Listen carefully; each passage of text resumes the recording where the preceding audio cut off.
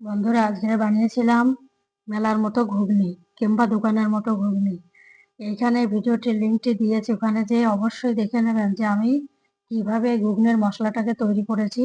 এই মশলাটা দিয়েই কিন্তু মেলা কিংবা দোকানের এই ঘুগনিটাকে তৈরি করে। এইভাবে এই ভিডিওটা যে দেখবেন যে কিভাবে মশলাটা আমি তৈরি করলাম, ওই মশলাটাকে দিয়েই এইভাবে ঘুগনিটাকে তৈরি করে খেয়ে দেখবেন যে কতটা ভালো লাগে। তো এইভাবে বানাবেন আর কমেন্ট করে আমাকে জানাবেন কেমন লাগলো।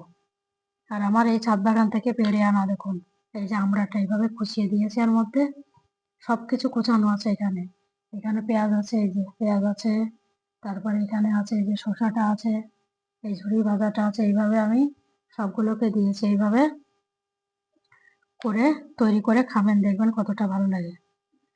খেয়ে দেখি কেমন লাগে। হুম,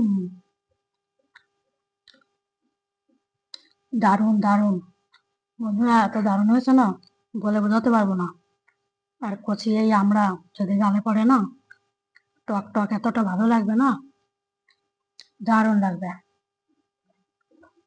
উম, একদম ভীষণ টেস্টি। এভাবে বানিয়ে খাবেন। আর এই ভিডিওটা যে দেখে নেন আমি কিভাবে বানিয়েছি, অবশ্যই কিন্তু দেখবেন আর কমেন্ট করে আমাকে জানাবেন। আবার দেখা হবে অন্য একটা ভিডিওর সঙ্গে।